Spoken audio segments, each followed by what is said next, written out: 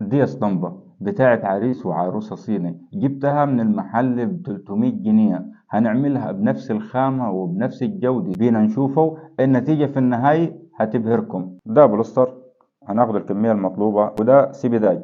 بتقلب السيبيداج مع بعض، بنجيب الكوبالت بنحط برضو الكمية المطلوبة، بنقلبهم مع بعض. ناقص الخطوة الأخيرة اللي هي المصلب، بس مش هينفع نحط المصلب غير لما نقفل القالب بتاعنا.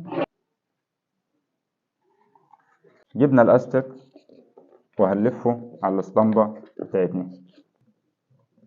كده قفلنا الاسطمبة، هنصب المصلب بتاعنا برضو بنحط الكمية المطلوبة. أي حد عايز استفسارات، عايز جوالب، يخش على رسائل الصفحة. بننزل فيديوهات على قناتنا باليوتيوب باسم أيوب القادة شعار قطع. ده المصلب حطيناه. بعدين بنبدأ مرحلة التقليب لغاية ما تحس كله اتمزج مع بعضه. بنجيب القالب بنصب فيه سنة سنة كده عشان تطلع العروسة بتاعتنا مفرغة. صبناهم كلهم، ونفضل نقلب يمين وشمال يمين وشمال يمين وشمال كده كده لغاية ما كله يتشرب، العروسة كلها تتشرب في بعضها.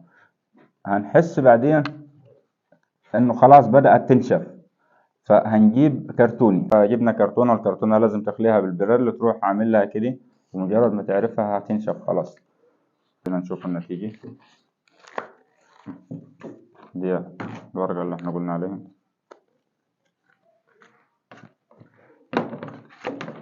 و... والورقة دي أهميتي. بسم الله.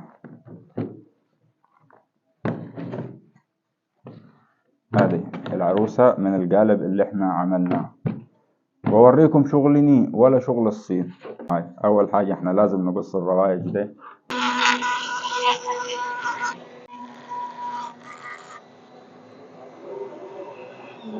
كده نضفنا العروسة بتاعتنا من الروائج. بينا على الخطوة اللي بعدها. الخطوة اللي بعدها جبنا فضي مائي، ضفنا عليه سنة أسود.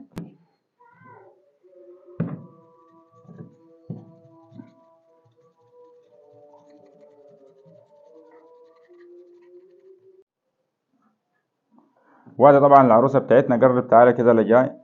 طبعا ادينا لها الفض المائي عشان خاطر نطلعوها باللمعة دي. ادينا لها حاجة اسمها ورنيش برضو عشان خاطر هي تدي لك لمعان. لسه الفينش الأخير.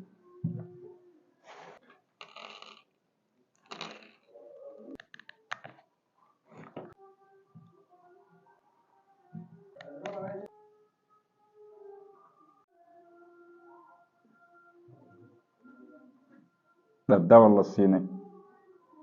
تعالى كده لجاي، تعالى جاي، تعالى جاي. شايف؟ شايف الشغل؟ شايف الشغل؟ احنا لغاية متى هنبقوا مستهلكين مش هنبقوا منتجين؟ انا بعرض عليك فكرة وبعرض عليك مشروع. الناس اللي بتقول تماثيل ومش تماثيل، انا مش مديلك حاجة تعبدها. زمن عصر الجاهلية وعصر اللات والعزى خلاص انتهى. عامل قناة على اليوتيوب باسم أيوب القاضي شاعر القطار، بنزل عليها فيديوهات شرح كيفية عمل القوالب وكيفية عمل التحف. والطلب القوالب التواصل على رسائل الصفحة.